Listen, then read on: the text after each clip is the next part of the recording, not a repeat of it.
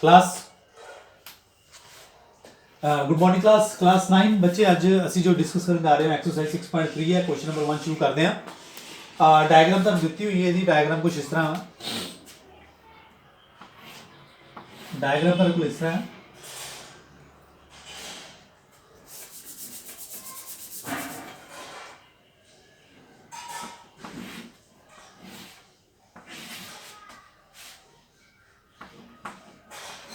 (135 degree, 110 degree, this point is T and this point is Q and R is here. Okay, बच्चे यह चीज है देखो उन्हें की क्या है कि जेडे को तो ट्रायंगल है PQR, this is PQR, this point is PQR is a triangle जिहदे विच जेडी साइड्स है PQ ਨੂੰ प्रोड्यूस किया RQ ਨੂੰ प्रोड्यूस किया। PQ ਨੂੰ प्रोड्यूस करोगे तो देखो बच्चे आ PQ ਨੂੰ प्रोड्यूस किया ते S पॉइंट ते RQ ਨੂੰ प्रोड्यूस किया ते T पॉइंट आ गया साडे कोल। क्लियर? SPR एंगल बच्चे आ वाला एंगल है SPR एंगल 135 डिग्री है और PQT एंगल साडे को 110 डिग्री है। तो find the angle PRQ। So okay, PRQ angle केड़ा बच्चे PRQ। So this angle we need to find, angle आपसे फाइंड करना। ठीक है बच्चे, देखो बच्चे सब तो पहले आसान काम है, ए वाला एंगल तुम निकाल सकते हो ना, यस निकाल सकते हैं। क्लियर? ए वाला एंगल तुम निकाल सकते हो, मैं एंगल बोल रहे हैं एक्स एंगल। ठीक है, सो अगले मैं लिखा 110 plus x angle is equal to 180 degree. तो एक्स की वैल्यू कितनी आएगी बच्चे 180 minus 110 x is equal to 70 degree. Clear? So a x जो है 70 डिग्री होएगा क्योंकि इन्होंने दोनों का सम की है 180 डिग्री। तो 70 एंड 110 ਤੁਹਾਡੇ ਕੋਲ 180 डिग्री बनेगा। ठीक है बच्चे, ਹੁਣ बच्चे एक ਜਿਹੜਾ ਹੁਣੇ ਆਪਾਂ ਪਹਿਲਾਂ ਕੱਲ ਟੌਪਿਕ ਕੀਤਾ ਸੀ, ਕੱਲ ਆਪਾਂ ਇੱਕ ਟੌਪਿਕ ਕੀਤਾ ਸੀ ਨਾ ਕਿ ਐਕਸਟੀਰੀਅਰ ਐਂਗਲ ਹੈ, this is the exterior angle. Triangle the exterior angle ਹੈ, ਇਹ ਐਕਸਟੀਰੀਅਰ ਐਂਗਲ ਕਿਹਦੇ ਇਕੁਅਲ ਹੁੰਦਾ ਹੈ? ਇਹਦੇ ਆਪੋਜ਼ਿਟ ਇੰਟੀਰੀਅਰ ਐਂਗਲ ਦੇ ਸਮ ਦੇ ਇਕੁਅਲ ਹੁੰਦਾ ਹੈ। ਠੀਕ ਹੈ, ਇਹਨੂੰ y ਮੰਨ ਲਓ ਐਂਗਲ। ਠੀਕ ਹੈ, ਸੋ ਇਟ ਮੀਨਸ ਆਹ ਐਂਗਲ ਹੈ 135 डिग्री, ਉਹ ਕਿਹਦੇ ਇਕੁਅਲ ਹੋਏਗਾ? ਇਹਨਾਂ ਦੋਨਾਂ ਦੇ ਸਮ ਦੇ ਇਕੁਅਲ ਹੋਏਗਾ। 70 plus y is equal to 135 degree. अगर तुम याद है कल का लैक्चर जिन्हें नहीं देखा होया वो ध्यान देखो। सो जो भी एक्सटीरियर एंगल है, ट्रायंगल का एक्सटीरियर एंगल है जो साइड प्रोड्यूस करके बनता है, तो यह एक्सटीरियर एंगल कितने इक्वल होएगा? The sum of opposite interior angles. So y की वैल्यू क्या आएगी बच्चे? y की वैल्यू आएगी 135 minus 70। So y is equal to it is 5 13 जो 7 के 6 तो 65। ओके, सो y की वैल्यू क्या आएगी 65। So this is the question number 1, very easy. इसी तरह सो बच्चे इसी तरह हुण ਅਸੀਂ क्वेश्चन देखांगे एक्सरसाइज 6.3 ਦਾ question number 2। If angle x is 62 degree, बच्चे आ देखो डायग्राम से देखदा मैं ਤੁਹਾਨੂੰ एंगल है 62 degree. If angle x is 62 degree and angle xyz किहड़ा बच्चे XYZ ए वाला पूरा angle, this whole angle is 54 degree. YO and ZO are the bisector of angle XYZ। देखो एड़ा तन लाइन दिखदी भी है OY, वो एदी की है बाइसेक्टर है। Clear? It means A angle और एंगल इक्वल है। एंड XYZ और XZY ए वाला एंगल और ए वाला एंगल भी आपस में इक्वल होएगा। क्यों? क्योंकि OZ की कह रहा है बाइसेक्टर है, बाइसेक्टर का मतलब कि एंगल को हाफ कर रहा है। इट मींस ये एंगल दोनों आपस में इक्वल है। उस तो बाद कह रहे हैं फाइंड करो OZY आ वाला एंगल फाइंड करना है। क्लियर? जो एंगल फाइंड करना उनको कोई नाम दे देने हैं। ठीक है, आसान हो जाएगा। ए वाला एंगल को नाम दे देने हैं angle A. Clear? Angle A find करना आपा, ए वाला एंगल ए है। क्लियर? एंगल YOZ केड़ा है? YOZ ए वाला एंगल। ठीक है, इनो आप एंगल बी दे देने, एंगल बी। क्लियर? सो आपा ਇਹਦੇ ਵਿੱਚ ਇਹ ਚੀਜ਼ ए एंगल ए और एंगल बी ਅਸੀਂ फाइंड करना है।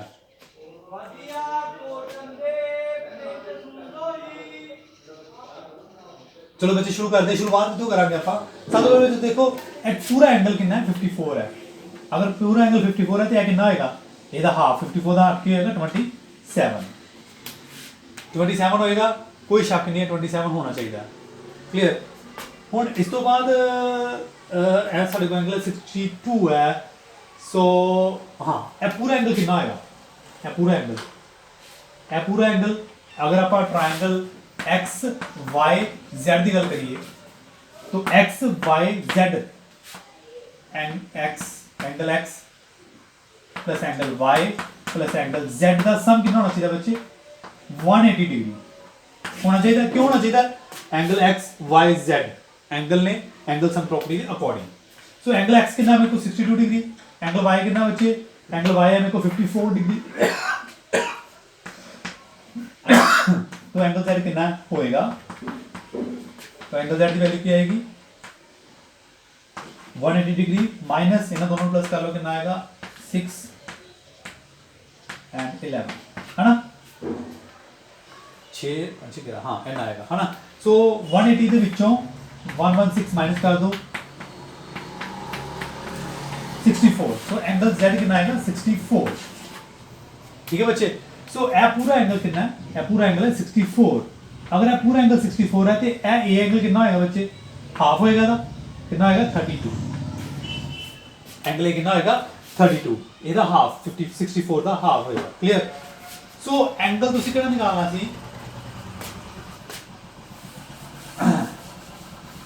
ਤੁਸੀਂ ਐਂਗਲ ਕਿਹੜਾ ਨਿਕਾਲਣਾ? ਐਂਗਲ A ਨਿਕਾਲਣਾ ਸੀ, ਉਹ ਤੁਹਾਡੇ ਕੋਲ ਆ ਗਿਆ 32। ਐਂਗਲ B ਨਿਕਾਲਣਾ ਸੀ, एंगल बी किवें आएगा बच्चे? एंगल वाई जेड कितना आएगा? बी, जिन्हों आप बी बनया सी। ठीक है, इन्हां तिन्नां दा सम। अगर असीं ट्रायंगल की गल करिए, ट्रायंगल ओ वाई जेड इहदे विच की होएगा? Angle b plus this angle and this angle must be 180 degree. So angle 27 है, यह 27 है, यह कितना? 32, यह कितना? एंगल बी, यह कितना होना चाहिए? 180 डिग्री। 32 और 27 प्लस कर लो, कितना बनेगा? 69 सॉरी 59 है ना, 59 बनेगा। तो एंगल बी आ गया, उधर आ गया 180 डिग्री। सो एंगल बी 59 उधर ले जाओ, 180 डिग्री माइनस 59। हाँ जी, 180 डिग्री चो 59 माइनस करो, 10 to 9 के 1, 7 to 5 के 2 and 1। So b angle must be 120 degree. ठीक है बच्चे, इजी है क्वेश्चन, कोई मुश्किल नहीं। सो बच्चे एक्सरसाइज 6.3 ਦਾ ਥਰਡ ਕੁਐਸਚਨ ਦੇਖੋ। ਥਰਡ ਕੁਐਸਚਨ ਕੀ ਕਹਿ ਰਿਹਾ? ਕਹਿੰਦਾ ਇਹ ਡਾਇਗਰਾਮ ਤੁਸੀਂ ਦੇਖ ਰਹੇ ਹੋ, ਡਾਇਗਰਾਮ ਦੇ ਵਿੱਚ ਇੱਕ AB is parallel to D, ਇੱਕ ਲਾਈਨ AB ਹੈ ਜਿਹੜੀ ਪੈਰਲਲ ਟੂ DE ਦੇ ਹੈ। Clear. So AC as AE ਕੀ ਹੋਏਗਾ ਬੱਚੇ? ਟ੍ਰਾਂਸਵਰਸਲ ਹੋਏਗਾ। ਠੀਕ ਹੈ। So AB is parallel to DE and angle ABC, ਇਹ ਬੱਚੇ ਐਂਗਲ ਤੁਹਾਨੂੰ ABC ਦਿੱਤਾ ਹੈ, BAC ਸੌਰੀ BAC ਐਂਗਲ ਜਿਹੜਾ ਤੁਹਾਨੂੰ ਦਿੱਤਾ 135 डिग्री ਦਿੱਤਾ ਹੈ, और CDE ਦਾ एंगल ਜਿਹੜਾ ਦਿੱਤਾ CDE ਇਹ ਵਾਲਾ एंगल ਤੁਹਾਨੂੰ 53 डिग्री ਦਿੱਤਾ है। तो कह रहे हैं कि DCE एंगल निकालो। सो DCE ਇਹ ਵਾਲਾ एंगल ਆਪਾਂ निकालना। क्लियर। सो नाम दवांगे पहले एंगल ਨੂੰ सही प्रॉपर DC एंगल है ਸਾਡੇ ਕੋਲ, बस समझने वास्ते थोड़ा ਜਿਹਾ मैं शॉर्ट ਦੇ ਵਿੱਚ ਲਿਖਣ ਵਾਸਤੇ ਇਸ ਕਰਕੇ ਇਹਨੂੰ ਮੈਂ एंगल ਨੂੰ X ਬੋਲਤਾ। शॉर्ट ਚ ਲਿਖਣ ਵਾਸਤੇ मैं एंगल ਦਾ ਨਾਮ ਚੇਂਜ ਕਰ ਲੈਣਾ। क्लियर बच्चे, ਇਹ एंगल ਆਪਾਂ फाइंड करना। चलो शुरू करते हैं। सब तो पहले बच्चे ये कोई शक नहीं है, अगर मैं कहूँ कि यह एंगल 35 डिग्री होएगा, किस तरीके से? यू विल नो, क्योंकि यह लाइन ये पैरेलल है और एक ट्रांसवर्सल है, तो Z बनता है Z। सो अल्टरनेट इंटीरियर एंगल के अकॉर्डिंग एंगल 35 होना चाहिए। फिर अगे रह गया कुछ भी नहीं, ट्रायंगल कंसीडर करो केड़ा? CDE। ट्रायंगल CDE दे विच इन्हां तिन्नां एंगल का सम कितना होना चाहिए? 180 degree. Angle sum property discuss कर चुके हैं। So angle X plus angle 53 plus angle 35 degree should be 180 degree. ठीक है। सो X प्लस इन दोनों प्लस करो, 3 and 5 8 and 88 is equal to 180 degree. So X is equal to 180 degree minus 88। So X is equal to 180 ਦੇ ਵਿੱਚੋਂ 88 minus कर दो, 10 to 8 के 2, 17 to 18 के 9, so 92 is the answer।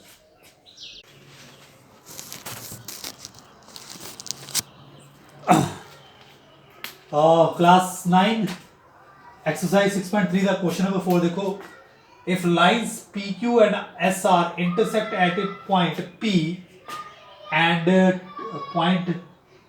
point T, sorry, दो line ना पी क्यू लाइन देखती भी है, तो आर एस लाइन देखती भी है, टी पॉइंट के इंटरसेक्ट कर रही है such that angle P R T बच्चे P R T angle 40 degree है, angle R P T R कितने गया R P T angle 95 degree है, clear 40 and 95 degree, angle T S Q बच्चे 75 डिग्री है,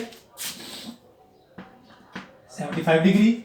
सो find S Q T angle S Q T बच्चे कितना आएगा S Q T angle ठीक है, ए एंगल आप फाइंड करना। सो बच्चे देखो सारी इंफॉर्मेशन दी हुई है और ये देखो बड़े तरीके होंगे क्वेश्चन निकालने के, बहुत तरीके होंगे। और जिमें मैं ए वाला एंगल पहला फाइंड कर लाँगा क्योंकि इन्होंने तीनों का सम की होएगा 180 डिग्री, क्लियर इन्होंने दोनों प्लस करके 180 जो माइनस कर दो तो एंगल तुहाडे को आ जाएगा। जे एंगल है जो भी आएगा वही एंगल है होएगा, क्यों वर्टिकली ऑपोजिट एंगल। सो बहुत तरीके है क्वेश्चन करने के। सो एंगल एंगल नाम दे दो वाई, एंगल केड़ा 95 40 and angle y 95 plus 40 degree plus angle y must be 180 degree, क्यों एंगल सब प्रॉपर्टी लिखोगे reason angle sum property okay. कितना बनेगा बच्चे 5 और 35 बनेगा, इन्हें दोनों प्लस करोगे 35 बनेगा 135 180 degree. So y is equal to 180 degree minus 135, clear 180 degree जो 135 माइनस करोगे 10 के 5 7 3 के 4 45, सो y must be 45। So angle y कितना आ गया बच्चे तेरे को 45। अगर बच्चे ये वाला एंगल 45 डिग्री है तो एंगल कितना आएगा, ये भी 45 ही होएगा। रीजन क्या होएगा, रीजन क्या होएगा वर्टिकली ऑपोजिट एंगल। सो लिखना किवें हो तुहाडे कोल सारा मैं तुहानूं दस्सिआ एनसीईआरटी सॉल्यूशन जो देख सकते हो तुसीं किस तरह, मैं तुहानूं सिर्फ समझावांगा इत्थे किस तरीके नाल हो रहा काम।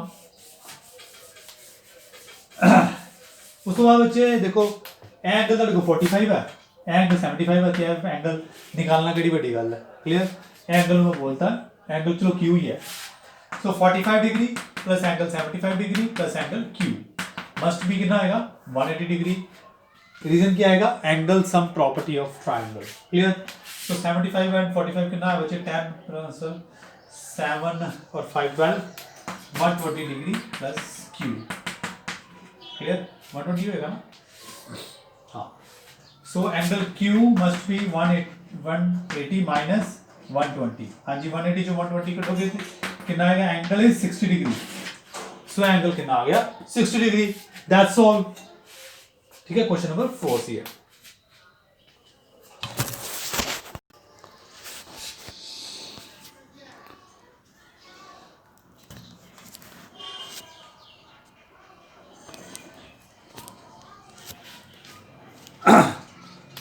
वेल क्लास बच्चे क्वेश्चन नंबर 5 देखिए 6.3 का आसान क्वेश्चन है। P Q and S R दो लाइना ने जिहड़ियां आपस में पैरेलल ने, P Q and S R ए वाली लाइन आपस में पैरेलल है और ए वाली line P S G line है पी क्यू के परपेंडिकुलर भी है। एंगल एक्स दिता है और एंगल वाई दिता है और 90 डिग्री होएगा, फिर जेकर यह लाइन इतने परपेंडिकुलर है तो 90 डिग्री होएगा, क्लियर 90 डिग्री होएगा परपेंडिकुलर जो क्या है। उस तो बाद एक्स और वाई की आप वैल्यू फाइंड करनी है। उस तो बाद उन्हें एक्स्ट्रा की दिता है ए वाला इस एंगल का जो एक्सटीरियर एंगल है angle Q R T 65 degree, angle Q R T 65 degree है। यह वाला एंगल जो एस क्यू आर जो एंगल है यह वाला एंगल एस क्यू आर है 28 डिग्री है। तो फाइंड आप एक्चुअली एक्स एंड वाई देना। सो बच्चे कॉन्सनट्रेट करी होंगे उस चीज़ों के उत्ते जिहड़ी गिवन ने, क्लियर गिवन की है P Q is parallel to S R और 90 डिग्री का एंगल है। ये बच्चे अगर पी क्यू और एस आर इक्वल है तो फिर इतने अल्टरनेट एंगल का तरीका आप लगा सकते हैं। आ देखो आ Z बनता पे Z बनता पे इट मीनस एंगल एक्स है तो भी एंगल एक्स होना चाहिए। कोई इशू है? कोई इशू नहीं है, एंगल एक्स होना चाहिए क्योंकि एंगल एक्स है तो एंगल एक्स होना चाहिए। अल्टरनेट इंटीरियर एंगल तुम ना दे सकते हो because Q and S work as a transversal. ठीक है बच्चे। उस तो बाद अगर असं यह ट्रायंगल की गल करिए सिर्फ आ ट्रायंगल की गल करिए वाले ट्रायंगल की गल करिए ट्रायंगल किहड़ा है triangle Q S R S triangle की गल करिए क्यू एस आर ट्रायंगल की गल करिए उहदे एंगल की एक्सटीरियर एंगल है। तो एक्सटीरियर एंगल की प्रॉपर्टी की सी ट्रायंगल दे विच एक्सटीरियर एंगल किहदे इक्वल होएगा इन्हां ओपोजिट इंटीरियर एंगल दे सम दे इक्वल होएगा। इट मीनस x + 28 आपां जिहड़ा कल डिस्कस कीता सी है ना लैक्चर डिस्कस कीता सी उहदे विच आपां चीज डिस्कस कीती सी कि एक्सटीरियर एंगल की प्रॉपर्टी की है, तो एंगल 65 होना चाहिए। So x is equal to 65 minus 28, so x is equal to कितना आएगा 15 चौट के 7 तेरह के 5 37। सो एंगल की होएगा 37। अगर बच्चे यह एंगल 37 है तो x की वैल्यू की आएगी इतने 37। ठीक है बच्चे, सो यह 37 आया। उस तो बाद नाउ डिस्कस ट्रायंगल, केड़ा ट्रायंगल है PSQ। ट्रायंगल PSQ ਦੇ ਵਿੱਚ ਸਾਡੇ ਕੋਲ एंगल सम प्रॉपर्टी की कहती है 90 degree plus 37 degree and plus y degree must be equal to 180 degree angle sum property के अकॉर्डिंग। सो 90 और 37 कितना है बच्चे 7 एंड 11 है 12, ठीक है 127 प्लस y 1 डिग्री। इतने आप गलती नहीं की कोई 37 ही आना ना, 37 ही आएगा ना। सो y angle must be 180 minus 127 degree. So y angle क्या आएगा बच्चे 180 के बीच 127 माइनस करो,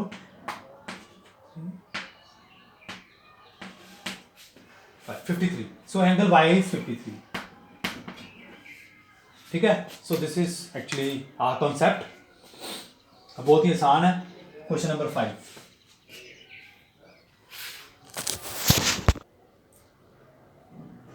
सो बच्चे क्लास 9 एक्सरसाइज 6.3 का 6 क्वेश्चन देखो बच्चे। एक डायग्राम दिखती हुई है, डायग्राम के अकॉर्डिंग तुसी प्रूव करना है QTR is a half of angle QPR। यह चीज़ आप प्रूव करनी है, नीड टू प्रूव। क्लियर बच्चे ने दिता कि देखो तुम एक ट्रायंगल देखा पे एंगल PQR तो एंगल QTR है आपस में जुड़े हुए ट्रायंगल है और यह ट्रायंगल के वाला एंगल है ना यदा बाइसेक्टर है, यह वाला यह बाइसेक्टर है। इट मीनस यह वाला एंगल आपस में होएगा इक्वल होएगा और यह एंगल RP भी एक तुहाडे कोल परपेंडिकुलर बाइसेक्टर है, सॉरी बाइसेक्टर है। इट मीनस यह एंगल नूं हाफ कर रहा है। सो यह एंगल आपस में इक्वल होंगे। क्लियर है। सो यह QR नूं प्रोड्यूस करके एक S पॉइंट तक प्रोड्यूस किया गया है। ठीक है, असीं प्रूव की करना है कि QTR जिहड़ा यह वाला एंगल है यह अद्धा वा एंगल इहदे नालों। ठीक है, यह वाला एंगल हाफ है इहदे नालों। कहने मतलब कि अगर यह x है सॉरी अगर यह x है तो यह की होएगा x/2 होएगा। क्लियर है। सो यह चीज़ की प्रूव करनी है। यह वाला एंगल की है, यह वाला की है हाफ है इहदे नालों। बस यह चीज़ आप प्रूव करनी है। ਉਹਦੇ ਵਿੱਚ QT की ਸਾਡੇ ਕੋਲ बाइसेक्टर है, RT भी की ਸਾਡੇ ਕੋਲ बाइसेक्टर है। बाइसेक्टर ਦਾ मतलब ਕੀ ਹੋਏਗਾ ਇਹ ਵਾਲਾ ਐਂਗਲ और ਇਹ ਵਾਲਾ ਐਂਗਲ आपस ਵਿੱਚ ਇਕੁਅਲ है, ਇਹ ਵਾਲਾ ਐਂਗਲ और ਇਹ ਵਾਲਾ ਐਂਗਲ आपस ਵਿੱਚ ਇਕੁਅਲ है। क्लियर। सो बच्चे जो कोई चीज़ां खास नंबरिंग ਦੇ ਵਿੱਚ ਜਾਂ डिग्री ਦੇ ਵਿੱਚ ਦਿੱਤੀਆਂ ਨਾ ਹੋਣ ਤਾਂ ਫਿਰ ਬੱਚਿਆਂ ਨੂੰ ਥੋੜਾ ਜਿਹਾ ਕਨਫਿਊਜ਼ਨ ਲੱਗਦੀ ਹੈ कि किस तरीके ਨਾਲ सॉल्व करना क्वेश्चन। सो कुछ स्टेप ਹੁੰਦੇ ਨੇ याद रखो तो कोई दिक्कत नहीं आएगी। सब तो पहले तो बच्चे ਅਸੀਂ एंगल चेक करिए PRS ਕਿਹੜਾ एंगल PRS इथों ਆਪਾਂ सॉल्यूशन शुरू करते हैं। This is a solution. Angle PRS exterior angle है। देखो PRS ए वाला एंगल है, ठीक है ए वाला एंगल PRS ए वाला एंगल ਜਿਹੜਾ एक्सटीरियर एंगल है। सो एक्सटीरियर एंगल हमेशा ਕੀ ਹੁੰਦਾ है मैं डिस्कस ਕਿਹੜੇ किस ट्रायंगल डिस्कस कर रहा है मैं ट्रायंगल PQR डिस्कस कर रहा सो ठीक है इतने मैं ट्रायंगल PQR डिस्कस कर रहा इस टाइम। सो PQR ਦੇ ਵਿੱਚ ਇਹ ट्रायंगल ਜਿਹੜਾ एंगल है वो की एक्सटीरियर एंगल है। सो एक्सटीरियर एंगल ਕੀ ਹੁੰਦਾ sum of is equal to the sum of interior opposite angle. So interior opposite angle ਕਿਹੜਾ आएगा PQR आ वाला PQR हाँ ए वाला PQR ए वाला। देखो ए एक्सटीरियर एंगल है तो ਇਹਦੇ ऑपोजिट एंगल ਕਿਹੜਾ आएगा आ वाला। ਇਹ लाइन ਨੂੰ भूल जाओ फिलहाल। ए वाला एंगल आएगा वो की एंगल PQR। ठीक है, दूसरा एंगल क्या आएगा QPR ए वाला एंगल। क्लियर है। तो सारे बच्चे मैं 1/2 ਦੇ ਨਾਲ ਮਲਟੀਪਲਾਈ ਕਰਤਾ, ਕਹਿੰਦਾ ਬਲਕਿ ਸਾਰਿਆਂ ਨੂੰ 2 ਦੇ ਨਾਲ ਡਿਵਾਈਡ ਕਰਤਾ। ਜਦੋਂ ਮੈਂ 2 ਦੇ ਨਾਲ ਡਿਵਾਈਡ ਕੀਤਾ ਸੋ PRS ਦਾ ਹਾਫ ਕਰੋਗੇ तो ਕੀ ਬਣੇਗਾ ਬੱਚੇ PRS ਦਾ ਹਾਫ करोगे देखो PRS ਦਾ ਹਾਫ करोगे तो या तो बनेगा ए वाला एंगल तो या बनेगा ए वाला एंगल। दोनों च कोई लिख लो। उन्हें ए वाला लिखा होगा TRS लिखा उन्हें सॉरी ए वाला एंगल TRS ए वाला एंगल हाफ ही है। ठीक है, जो पूरे हाफ करांगे आ वाला पोर्शन आएगा या तो आ वाला आएगा, जो मर्जी ले लो। असी आ ले लिया TRS। ठीक है। इट मीन जो मैं PRS का हाफ करांगा तो TRS आएगा, ठीक है। उस तो बाद ਹੁਣ TRS क्यों लेना वो भी तो मैं दसांगा, ए क्यों नहीं लेना, ए क्यों लिया, ठीक है, वो बाद च गल है, मैं तुहानूं ਇਹ भी दसांगा। उस तो बाद PQR ਦਾ ਬੱਚੇ ਹਾਫ ਕਰੋਗੇ तो ਕੀ ਆਏਗਾ, PQR ਕਿਹੜਾ ਕਰੋ, PQR ਹੈ ਵਾਲਾ ਸੀ, ਇਹਨਾਂ ਹਾਫ ਕਰੋਗੇ ਤੁਹਾਡੇ ਕੋਲ ਨੇ ਕੀ ਲਿਆ, ਜਾਂ ਤਾਂ ਤੁਸੀਂ ਆਹ ਪੋਰਸ਼ਨ ਲੈ ਸਕਦੇ ਹੋ ਜਾਂ ਤਾਂ ਤੁਸੀਂ ਆਹ ਵਾਲਾ ਪੋਰਸ਼ਨ ਲੈ ਸਕਦੇ ਹੋ, ਠੀਕ ਹੈ। ਉਹਨੇ ਕਿਹੜਾ ਪੋਰਸ਼ਨ ਲਿਆ, ਉਹਨੇ ਲਿਆ TQR ਆਹ ਵਾਲਾ ਪੋਰਸ਼ਨ ਲਿਆ, ਠੀਕ ਹੈ। PQR ਦਾ ਹਾਫ ਹੈ, ਇਹਦੇ ਵਿੱਚ ਉਹਨੇ ਕੋਈ ਚੇਂਜ ਨਹੀਂ ਕੀਤਾ, ਇਹਨੂੰ ਐਜ਼ ਇਟ ਇਜ਼ ਲੈ ਲਿਆ, ठीक है। ਇਹ ਵਾਲੀ ਇਕੁਏਸ਼ਨ ਨੂੰ ਅਸੀਂ ਦੇਤਾ ਇਕੁਏਸ਼ਨ ਨੰਬਰ 1, ठीक है बच्चे, ਇਹਨੂੰ ਆਪਾਂ ਦੇਤਾ ਇਕੁਏਸ਼ਨ ਨੰਬਰ 1। ਬਟ अगर मैं ट्राइंगल ए लेके चलना TQR आ वाला बड़ा ट्राइंगल, अगर मैं ए लेके चलना ਇਹਦੇ ਵਿੱਚ एक्सटीरियर एंगल ਕਿਹੜਾ बनता पे, एक्सटीरियर एंगल बनता पे TRS, है ना, TRS ए वाला बनता पे ए वाला एंगल, ठीक है। ਹੁਣ ਤੁਹਾਨੂੰ ਪਤਾ ਲੱਗਿਆ ਹੋਗਾ ਇੱਥੇ ਮੈਂ TRS क्यों लिया है, क्योंकि मैं इतने इतना कंपेयर करना TRS में, ठीक है।